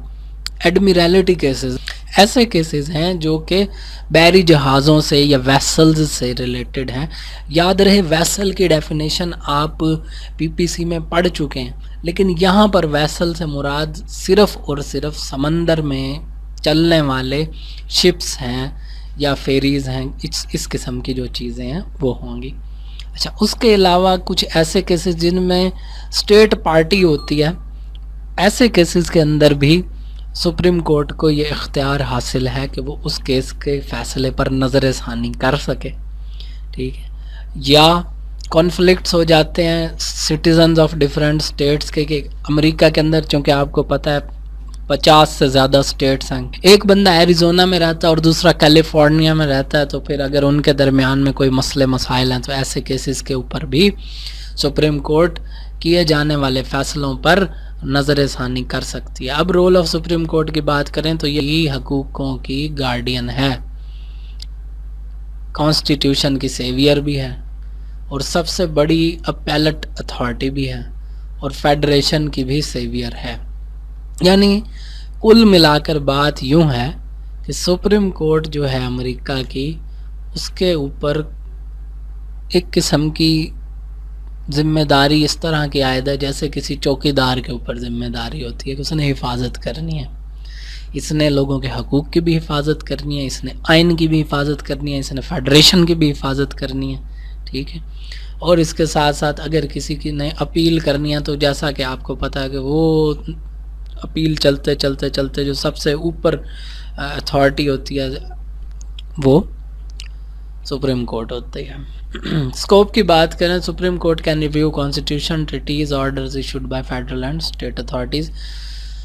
سپریم کورٹ جو ہے وہ آئین کے اوپر بھی ریویو کر سکتی ہے، نظر ثانی کر سکتی ہے. ٹریٹیز مطلب امریکہ دوسرے ملکوں کے ساتھ جو معاہدے کرتا ہے ان کو بھی نظر ثانی جو ہے کر سکتی ہے سپریم کورٹ، یا جو وفاقی حکومت نے یا وہاں کی اسٹیٹ اتھارٹیز نے کچھ آرڈرز ایشو کیے ہوں تو ان کے اوپر بھی نظر ثانی کر سکتی ہے. آج ہم امریکن پریزیڈنٹ کو ڈسکس کریں گے. جتنی بھی ایگزیکٹو پاورز ہیں وہ تمام پریزیڈنٹ کے پاس ہوتی ہیں. اگر میننگ دیکھیں تو یو ایس کانسٹیٹیوشن کی روشنی میں پریزیڈنٹ کا میننگ ہے چیف پولیٹیکل ایگزیکٹو، کہ سب سے بڑا سیاسی ایگزیکٹو. ڈیفینیشن دیکھیں پریزیڈنٹ کی تو highest executive officer of federal government of United States of America, کہ امریکہ کی وفاقی حکومت کا سب سے اعلیٰ ایگزیکٹو آفیسر پریزیڈنٹ ہوتا ہے. اب پریزیڈنٹ بننے کے لیے کچھ کوالیفیکیشنز کا ہونا لازمی ہے، کچھ پری ریکوزٹس، کچھ ریکوائرمنٹس. وہ جب تک نہیں ہوں گی کوئی بھی شخص پریزیڈنٹ کے اہل نہیں ہو سکتا. سب سے پہلی چیز یہ ہے کہ اس کو امریکہ کا نیچرل بورن سٹیزن ہونا چاہیے، یعنی کہ اس کی پیدائش امریکہ میں ہی ہو، کم سے کم اس کی عمر 35 سال ہو، اور اس 35 سال کے عرصے میں یا اپنی جتنی بھی اس کی عمر ہے 35 سال سے اوپر، اس دوران کم از کم 14 سال تک وہ امریکہ میں ہی ٹھہرا ہو، یعنی کہ 14 سال تک امریکہ میں اس نے قیام کیا ہو. پریزیڈنٹ کی جو ٹرم ہے، یعنی کتنے عرصے کے لیے ایک شخص پریزیڈنٹ بنتا ہے، وہ 4 سال ہے. پاورز اینڈ فنکشنز کی بات کریں تو پریزیڈنٹ کی کچھ پاورز ہیں اور کچھ اس کے فنکشنز ہیں. پہلی چیز ہے انفورسمنٹ آف لاز، قوانین کا نفاذ، قانون کو نافذ کروانا پریزیڈنٹ کی ذمہ داری ہے. اس کے علاوہ حکومتی سطح پر، ملکی سطح پر جتنے بھی ہائی رینکنگ آفیشلز ہیں، اعلیٰ عہدیداران ہیں، ان کی اپوائنٹمنٹس کرنا بھی پریزیڈنٹ کا کام ہے. آرمڈ فورسز کا چیف بھی پریزیڈنٹ ہے، یعنی کہ جیسے ملٹری، نیوی، ایئر فورس وغیرہ. اور انتظامی معاملات کا چیف بھی یہی ہوتا ہے، یعنی کہ چیف ایڈمنسٹریٹر. اس کے علاوہ پریزیڈنٹ کے پاس یہ طاقت حاصل ہے کہ وہ کسی کو معافی دے دے، یعنی کہ کوئی مجرم ہے، لیٹ سپوز کہ اسے سزائے موت ہوئی ہوئی ہے، پریزیڈنٹ چاہے تو اسے اسپیشلی معافی دے سکتا ہے. اس کے علاوہ ویٹو پاور، امریکہ میں پریزیڈنٹ کے پاس ویٹو پاور موجود ہے. ویٹو پاور سے مراد یہ ہوتا ہے کہ کسی ایک شخص کے پاس ایسی پاور ہو کہ اگر کوئی بل اس کے پاس آئے، کوئی فیصلہ آئے، کوئی قانون آئے، اور وہ کہے کہ نہیں میں اس سے اختلاف کرتا ہوں، تو اس اکیلے کی اختلافی طاقت اتنی زیادہ ہوگی کہ وہ چیز وہیں پر رک جائے گی، عمل میں، نفاذ میں نہیں آئے گی. اس کے علاوہ جو یو ایس کا پریزیڈنٹ ہے وہ کانگریس کے ایکسٹرا آرڈینری سیشنز کو بھی کال کر سکتا ہے. اور اس کے علاوہ نئی قانون سازی یا موجودہ قوانین میں جو ترمیم ہے یا امینڈمنٹس ہیں، ان کے لیے بھی پرپوزل بنا کے بھیج سکتا ہے یا پرپوزل پیش کر سکتا ہے. اس کے علاوہ ایک بڑی عجیب سی اس کے پاس فائنینشیل پاور ہے، وہ یہ ہے کہ یہ جتنے چاہے پیسے خرچ کر سکتے ہیں ایمرجنسی کی صورت میں. یعنی کہ امریکہ کے اگر حالات ایسے خراب ہو گئے ہیں کہ وہاں پر ایمرجنسی نافذ کر دی گئی ہے، تو اس صورت میں صدر سے کوئی نہیں پوچھے گا کہ اس نے کتنا پیسہ کس مد میں خرچ کیا. یاد رہے یہاں پر ذاتی خرچے کی بات نہیں ہو رہی، حکومتی خرچے کی بات ہے. کہ مطلب یہ کہ جیسے ڈیفنس کی مد میں وہ کتنا پیسہ جو ہے وہ آرمی کو دے رہا ہے، کتنا وہ ایئر فورس کو دے رہا ہے، کتنا وہ نیوی کو دے رہا ہے، اس پر اس سے کوئی پوچھ گچھ نہیں ہوگی، کیونکہ ملک کی سلامتی جو ہے وہ ان کو بہت زیادہ عزیز ہے. ٹھیک ہے، وہ ہمارے ملک کی طرح نہیں ہوگا اس میں کہ جی آرمی کو اتنا بجٹ دیا جا رہا ہے، فلاں کو اتنا بجٹ دیا جا رہا ہے، تو کیوں دیا جا رہا ہے؟ ظاہر ہے سیکیورٹی کے لیے دیا جا رہا ہے. بہرحال اس کے علاوہ پریزیڈنٹ کے پاس کچھ ڈسکریشنری پاورز بھی ہیں، ثوابدیدی اختیارات بھی ہیں، کچھ ایسے اختیارات بھی ہوتے ہیں پریزیڈنٹ کے پاس کہ وہ ان سے کوئی پوچھ گچھ نہیں ہو سکتی. اس کی اگزامپل یوں لے لیں کہ اب اس کی مرضی ہے کہ اس نے ایک جگہ پہنچنا ہے، ایک شہر میں اپنے ملک کے کسی کانفرنس کے لیے، کسی میٹنگ کے لیے، کسی خطاب کے لیے، تو اس کی مرضی ہے وہ ایئر فورس 1 پہ جائے یا وہ اپنی جو پریزیڈینشل لیموزین ہے اس کے اندر بیٹھ کے جائے بیسٹ، وہ اس کی مرضی ہے. اچھا، اس کے علاوہ جو ڈپلومیٹس ہیں ان کی اپوائنٹمنٹ بھی پریزیڈنٹ کر سکتا ہے. امبیسڈرز ہیں جتنے، ان کی اپوائنٹمنٹ بھی یہی کرے گا. سپریم کورٹ کے ججز کی بھی یہی اپوائنٹمنٹ کرتا ہے، اور جتنے بھی سیکریٹریز ہیں ان کی اپوائنٹمنٹ بھی یو ایس پریزیڈنٹ ہی کرتا ہے. آج جو ہم ٹاپک ڈسکس کرنے جا رہے ہیں اس کا نام ہے election of U S president and vice president. اس لیکچر میں ہم یہ دیکھیں گے کہ امریکہ میں پریزیڈنٹ کے الیکشن کس طرح سے ہوتے ہیں، اور وائس پریزیڈنٹ اور پریزیڈنٹ کے الیکشن کا طریقہ چونکہ سیم ہے اس لیے ہم اس کو اکٹھا ہی جو ہے ڈسکس کریں گے. تو جیسا کہ آپ کو پچھلے لیکچر میں بھی بتایا کہ ساری ایگزیکٹو پاور جو ہیں وہ پریزیڈنٹ کے پاس ہوتی ہیں امریکہ میں. الیکشن کا مطلب ہوتا ہے کسی کو چوز کرنا، کسی کو چننا، جس کو انڈیا والے چناؤ بھی کہتے ہیں، ٹھیک ہے، ہندی میں سے چناؤ کہا جاتا ہے. بہرحال نام سے ظاہر ہوتا ہے election, to elect someone. Definition دیکھیں تو governmental and legal procedure of choosing representatives is called election, کہ حکومتی اور قانونی ایسا پروسیجر جس کے اندر نمائندگوں کو چوز کیا جاتا ہے اسے ہم الیکشن کہتے ہیں. بڑی سمپل سی بات. پھر وہی چیز ہے کہ جی ریکوائرڈ کوالیفیکیشنز کیا ہونی چاہیے، یہ ذرا دوبارہ یہاں پر اس لیے ہم ڈسکس کر رہے ہیں تاکہ یہ امپورٹنٹ پوائنٹ ہے، اور کوشچن اگر پیپر میں پریزیڈنٹ کے حوالے سے آتا ہے یا اس کے الیکشن کے پروسیجر کے حوالے سے آتا ہے تو کوالیفیکیشنز آپ کو پتہ ہونی چاہیے، مینشن کرنا لازمی ہے. وہی ہے جی کہ نیچرل بورن سٹیزن ہونا چاہیے امریکہ کا، یعنی کہ امریکہ میں پیدا ہوا ہو، کم از کم 35 سال اس کی عمر ہو، اور کم از کم 14 سال جو ہے اس نے امریکہ میں گزارے ہوں، وہاں کا ریزیڈنٹ ہو. پھر جو یونائٹڈ اسٹیٹس کا پریزیڈنٹ ہے وہ 4 سال کے لیے پریزیڈنٹ بنتا ہے.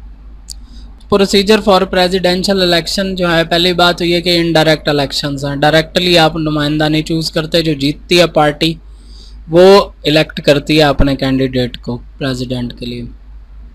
سب سے پہلے نامینیشن آف پارٹی کینڈیڈیٹ ہوتی ہے، اس کے بعد جنرل الیکشنز ہوتے ہیں، اس کے بعد الیکٹرز کی میٹنگ ہوتی ہے، پھر الیکٹرز جو ہیں وہ ووٹنگ کرتے ہیں، پھر وہ ووٹ جو ہیں کانگریس کو بھیجے جاتے ہیں کاؤنٹنگ کے لیے، پھر کانگریس ان ووٹس کی کاؤنٹنگ کرتی ہے، ٹھیک ہے، اور جیتنے کے لیے کم سے کم 270 ووٹس چاہیے ہوتے ہیں، جس کو ہم ایبسولوٹ میجورٹی بھی کہتے ہیں.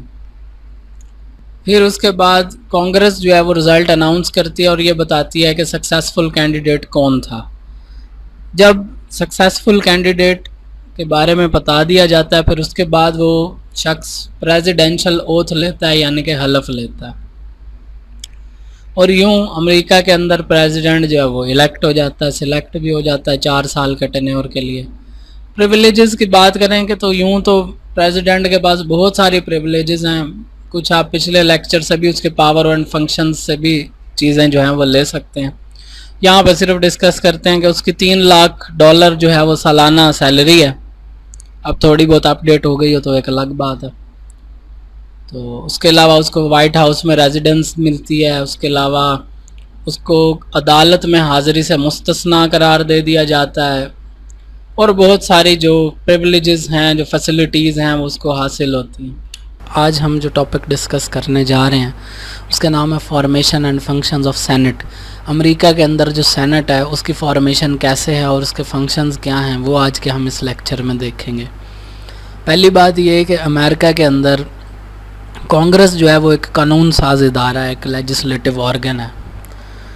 میننگ کی بات کریں تو یہ ایک نیشنل لیجسلیٹو باڈی ہے امریکہ کی، اور کانگریس کے 2 چیمبرز ہیں امریکہ میں، ایک کا نام سینٹ ہے، دوسرے کا نام ہاؤس آف ریپریزنٹیٹیو ہے.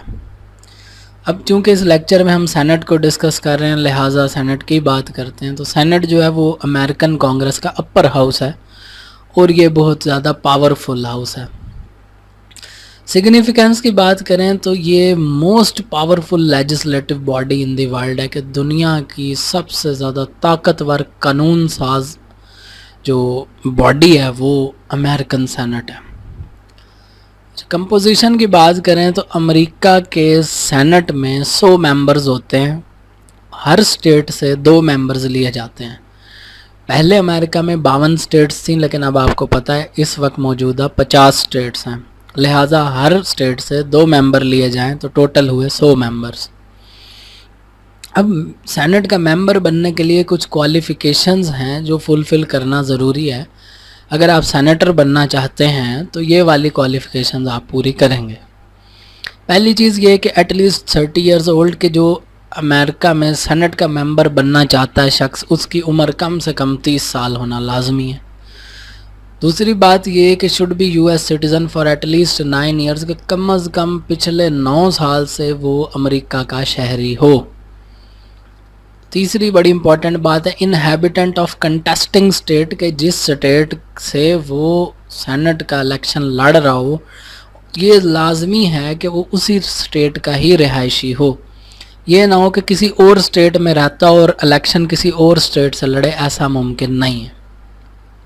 Must not hold any other office of U S government, جو سینٹ کے الیکشن لڑنا چاہتا ہے یا جو ممبر ہے بننا چاہتا ہے، ایسا نہ ہو کہ وہ یو ایس گورنمنٹ کے کسی اور آفس میں بھی کام کرتا ہو۔ اب جو سینٹ کا ٹینیور ہے وہ 6 سال ہے، 6 سال ہے اور یہ پرپیچول ہاؤس ہے۔ اس کے اندر ہوتا یوں ہے کہ اس کے جتنے ممبرز ہیں ان کے 1/3 ممبرز جو ہیں وہ ہر 2 سال بعد ریٹائر ہو جاتے ہیں اور ان کی جگہ پر نئے ممبرز آ جاتے ہیں۔ مطلب 100 ممبرز ہیں نا، تو آپ 100 کا 1/3 کر لیں تو وہ تقریباً 33.33 کر لیں، ہر 2 سال بعد 33 لوگ جو ہیں وہ ریٹائر ہو جاتے ہیں۔ سیلری کی بات کریں تو $14,500 پر منتھ ان کی سیلری ہے، جو سالانہ تقریباً $1,74,000 بنتی ہے۔ سیلری کے علاوہ انہیں کچھ پریویلیجز بھی حاصل ہیں۔ ایک تو یہ کہ سینیٹر کو امپیچ نہیں کیا جا سکتا، نکالا نہیں جا سکتا۔ دوسری بات یہ کہ سینٹ کے یا کانگریس کے کسی سیشن کے دوران اس کو اس بات سے استثناء حاصل ہے، امیونٹی حاصل ہے کہ وہ اس کو اریسٹ کیا جا سکے، گرفتار کیا جا سکے۔ پھر اس کو freedom of expression of views بھی حاصل ہے کہ جو اس کا پوائنٹ آف ویو ہے اس کو وہ آزادانہ طور پر بیان کر سکتا ہے، وہ اپنی رائے کا اظہار کھلے طریقے سے کر سکتا ہے۔ فریڈم آف تھاٹ بھی ہے کہ وہ چاہے تو جس طرح چاہے سوچ سکتا ہے، ٹھیک ہے، اس کو سوچنے سمجھنے اور بولنے کی آزادی حاصل ہے۔ اچھا، اس کے علاوہ سیلری کے ساتھ ساتھ ان کو کچھ الاؤنسز بھی ملتے ہیں۔ اب power and function of Senate کی بات کریں تو سینٹ کے پاس لیجسلیٹو پاورز ہیں، یعنی قانون سازی کی تمام طاقتیں جو ہیں وہ بھی سینٹ کے پاس ہیں۔ پریزیڈینشل اپوائنٹمنٹس، صدارتی اپوائنٹمنٹس جو ہیں وہ بھی سینٹ کرتا ہے، اور ریٹیفیکیشن آف ٹریٹیز، جو دوسرے ملکوں کے ساتھ معاہدے ہوتے ہیں ان کو آفیشیل بھی یہی بناتا ہے، ان کی کنفرمیشن بھی سینٹ کرتا ہے۔ ججز کی اپوائنٹمنٹ بھی سینٹ کرتا ہے، اور امپیچمنٹ کے بھی جو معاملات ہیں نکالنے کے دوسروں کو، وہ بھی سینٹ ڈیل کرتا ہے۔ الیکٹورلز پاورز بھی ہیں ان کے پاس، کہ الیکشن کی جو پاورز ہیں، کب کروانا ہے، کیسے کروانا ہے، یہ سارا کچھ بھی یہ معاملات بھی سینٹ ہی ڈیسائیڈ کرتا ہے۔ اور آئین کے اندر جو ترامیم ہیں، امینڈمنٹس ہیں، وہ بھی سینٹ ہی ڈیل کرتا ہے۔ اس کے علاوہ اس کی کچھ مسلینیس پاورز بھی ہیں، اور جو چیکس اینڈ بیلنسز ہیں، دوسرے حکومت کے آرگنز کے اوپر جو چیک بیلنس رکھتے ہیں، یہ چیک اینڈ بیلنس، وہ بھی سینٹ کے پاس ہے۔ جوڈیشل پاورز بھی ان کے پاس موجود ہیں، فیصلے دے سکتے ہیں۔ آج کا ہمارا ٹاپک ہے system of checks and balances. امریکہ کے آئین کے اندر system of checks and balances سے مراد یہ ہے کہ ایسا سسٹم جس کے تھرو اسٹیٹ کے ڈیفرنٹ آرگنز جو ہیں وہ ایک دوسرے کے فنکشنز کو، پاورز کو جو ہے وہ چیک کرتے رہتے ہیں، آبزرو کرتے رہتے ہیں، اور اس چیز کو شور رکھتے ہیں کہ کوئی بھی ادارہ، کوئی بھی آرگن جو ہے وہ اپنی جورسڈکشن سے باہر نکل کے کام نہ کر رہا ہو اور اپنی ڈیوٹیز صحیح سے پرفارم کر رہا ہو۔ آسان لفظوں میں یہ ہے کہ ایک دوسرے پر نظر رکھتے ہیں ریاست کے مختلف جو ادارے ہیں، اس کو ہم system of checks and balances کہتے ہیں۔ میننگ کی اگر بات کریں تو cross checking of each other in governmental departments, وہی بات جیسا کہ ابھی کہی کہ حکومتی اداروں میں ایک دوسرے کی کراس چیکنگ کرنا یا ایک دوسرے پر نظر رکھنا یا ایک دوسرے کے کاموں کی اکاؤنٹیبلٹی کرنا، وہ جو ہے وہ سسٹم چیک اینڈ بیلنسز کہلاتا ہے. اس کی اگر فارمل ڈیفینیشن دیکھیں، the governmental powers and functions of each branch of government to cross examine each other, کہ حکومتی اداروں کی وہ طاقتیں جس کے تھرو وہ ایک دوسرے کے جو فنکشنز ہیں ان کو چیک کر سکتے ہیں، اور ان کی پاور کی جورسڈکشن کو بھی دیکھتے ہیں کہ جی ہر ادارہ اپنے اپنے دائرہ کار کے اندر رہ کے کام کر رہا ہے یا نہیں. تھوڑی سی بات اگر مزید اس کی کریں تو یہ ہے کہ it is a system in U S government in which all 3 branches of government. ہاں یہاں پر یہ اس بات کا ذکر کرنا ضروری ہے کہ یو ایس کانسٹیٹیوشن کے مطابق جو گورنمنٹ ہے اس کے 3 برانچز ہیں مین.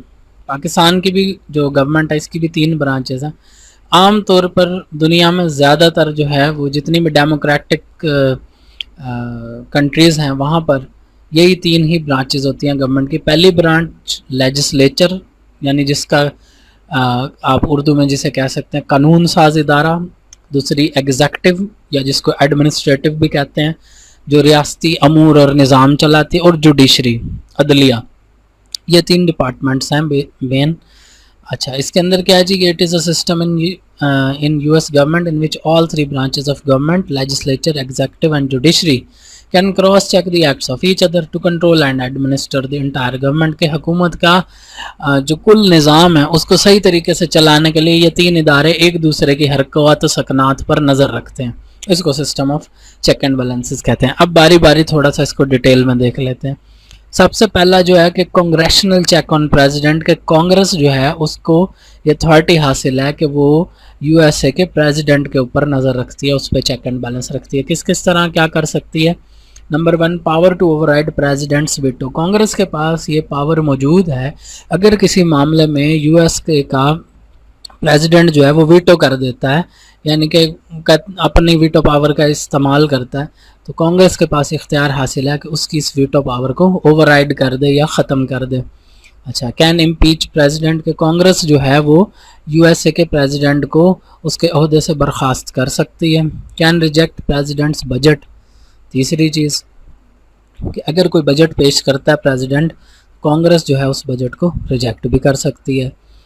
اچھا can investigate and reorganise executive branch departments, کہ کانگریس جو ہے وہ ایگزیکٹو برانچ کے جو ڈپارٹمنٹس ہیں، یعنی کہ یہ پریزیڈنٹ کے انڈر جتنے بھی ڈپارٹمنٹس آتے ہیں یا اس کے جتنے بھی برانچز بنی ہوئی ہیں ان کو انویسٹیگیٹ بھی کر سکتی ہے.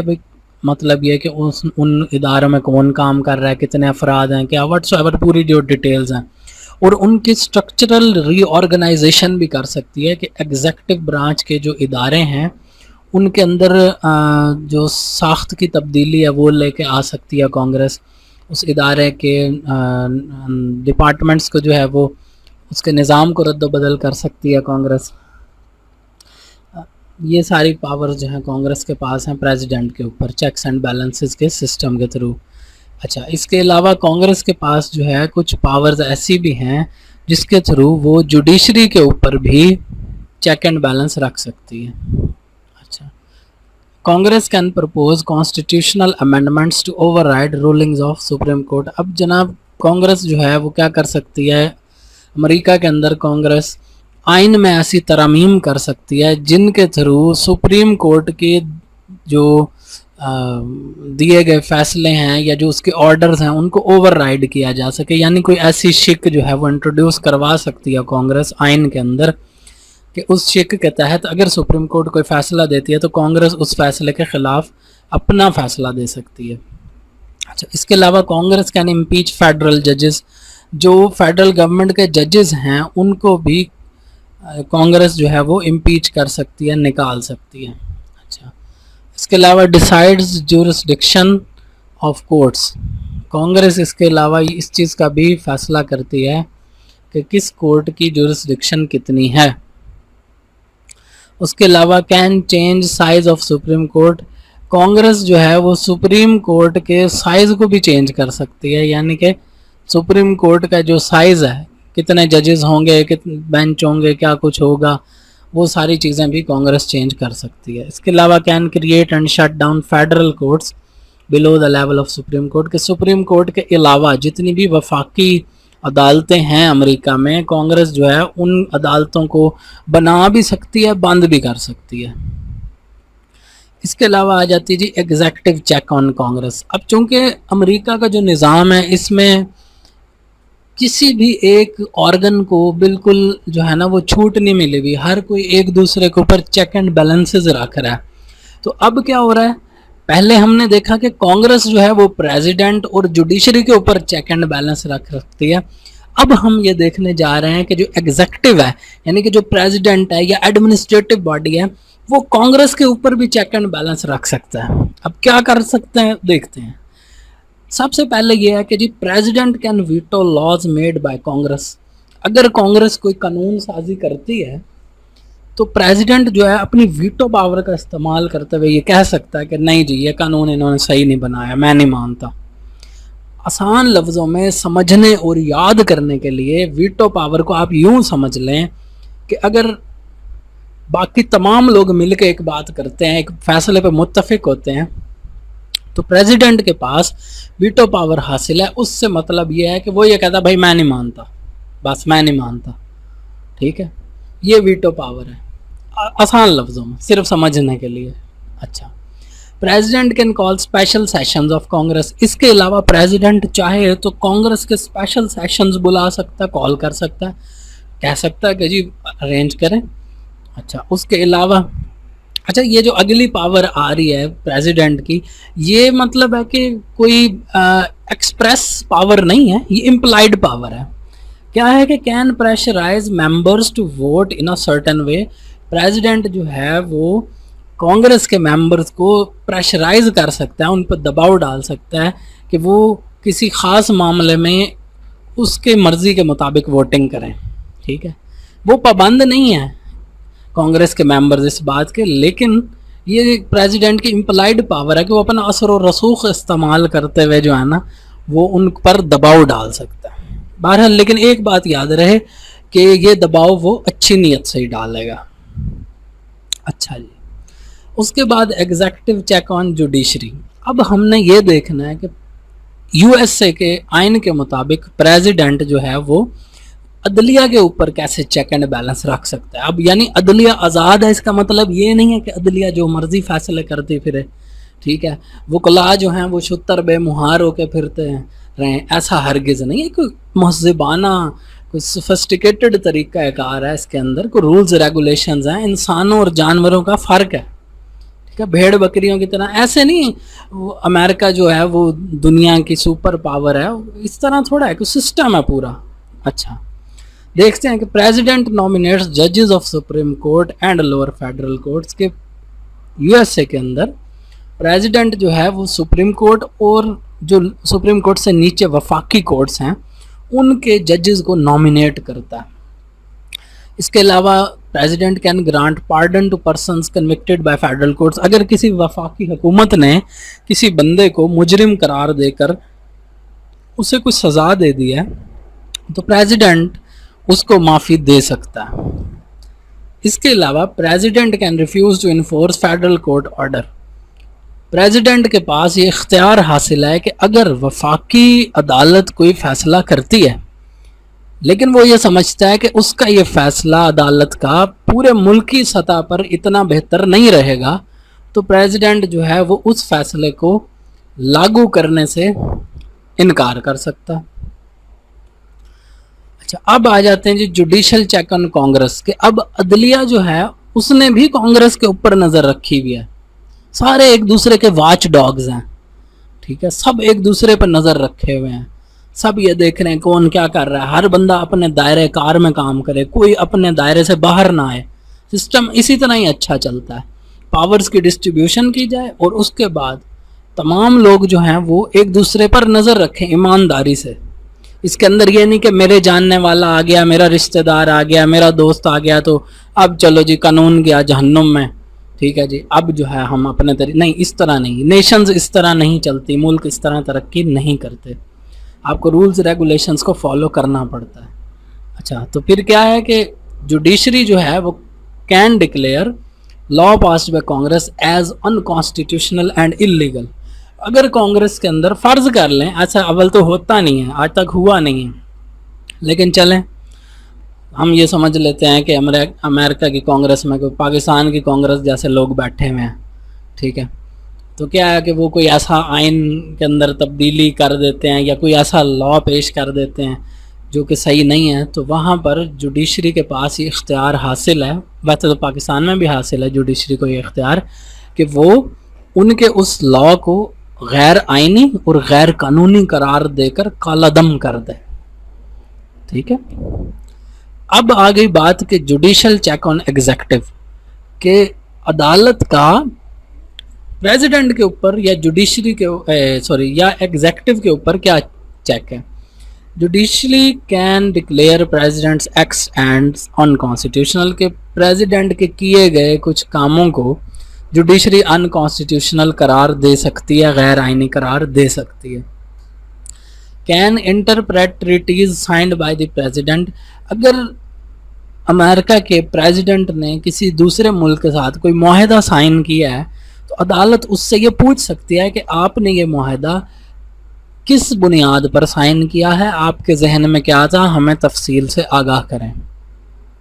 वो है प्रोसीजर ऑफ अमेंडमेंट, कि अमेरिका के आइन में तरमीम करने का जो तरीक़ाकार है वो क्या होगा। बड़ा ही मुख्तसर, बड़ा ही आसान, इंतहाई छोटा सा लेक्चर है जिसके अंदर आप ये तरीका इंतहाई मुख्तसरन देख लें ताकि आपको याद करना बहुत ही आसान हो जाए।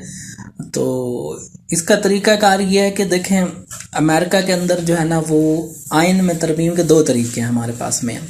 एक तरीका तो ये है कि जो बोथ हाउसेस हैं यानी लोअर हाउस और अपर हाउस जो है उनमें कम से कम 2/3 जो हैं वोट्स वो अमेंडमेंट के हक़ में आ जाएं, यानी 2/3 से मुराद है कि 75% मेजॉरिटी जो है वो किसी भी अमेंडमेंट के हक में अगर वोट दे देती है, किसकी, बोथ हाउसेस की, लोअर हाउस भी और अपर हाउस भी, तो फिर वो कॉन्स्टिट्यूशन के अंदर, अमेरिकन कॉन्स्टिट्यूशन में अमेंडमेंट हो जाएगी। या दूसरा तरीकाकार ये है कि जितनी अमेरिका की टोटल नंबर ऑफ स्टेट्स हैं, याद रहे कि इस वक्त टोटल नंबर ऑफ स्टेट्स 50 हैं, पहले 52 होती थी, 52 होती थी, अब 50 हैं, 2 स्टेट्स अलग हो चुकी हुई हैं। सो 50 में से अगर 2/3 स्टेट्स कॉन्स्टिट्यूशन में अमेंडमेंट के लिए कोई पटिशन दायर कर देती हैं तो भी मोस्ट प्रोबेबली वो अमेंडमेंट हो जाएगी। उसके बाद एक चीज़ आती है रैटिफिकेशन। रैटिफिकेशन का मतलब होता है कन्फर्मेशन। अब एक अमेंडमेंट जो है वो पहले जब उसका बिल पेश होगा वो अमेंडमेंट के लिए, तो वो तो अभी हमने देखा, फिर अब उसके ऊपर कन्फर्मेशन भी तो होगी ना, एक फॉर्मल अप्रूवल भी तो होगी। तो वो किस तरीके से होगी, उसके फिर आगे हमारे पास 2 तरीके हैं। पहला तरीका ये है कि उस अप्रूवल की उस कन्फर्मेशन की अप्रूवल जो है वो 3/4 स्टेट्स दे दें, ठीक है जी, 3/4 स्टेट्स। तो 3/4 स्टेट्स का क्या मतलब हो गया, ये भी 75% अगर स्टेट्स जो हैं वो उसकी रैटिफिकेशन कर देती हैं तो वो अमेंडमेंट हो जाएगी। या दूसरा तरीका ये है कि कन्वेंशंस हो जाएं 3/4 स्टेट्स के, कोई कन्वेंशन हो, कोई इजलास हो इस किस्म के, ठीक है, और वो उस तरमीम को रैटिफाई कर दें, फॉर्मली कन्फर्म कर दें, तो ऐसी सूरत हाल के अंदर भी वो आइन में तब्दीली आ जाएगी। अब ये याद रहे कि जो रैटिफिकेशन की टाइम लिमिट है, जो इसका लिमिटेशन पीरियड है वो 7 साल है। यानी कि कोई भी आइन के अंदर तरमीम का मुसवदा भिजवाया जाता है तो उस मुसवदे की कन्फर्मेशन करने के लिए उनके पास 7 साल का वक्त जो है वो मौजूद है। 7 साल के अंदर वो किसी भी वक्त उसको कन्फर्म कर सकते हैं। ठीक हो गया जी। तो बस ये सिंपल सा एक प्रोसीजर था, तो आपके साथ शेयर किया, याद करना बड़ा आसान हो जाएगा आपके लिए। तो थैंक यू सो मच। अल्लाह हाफ़िज़।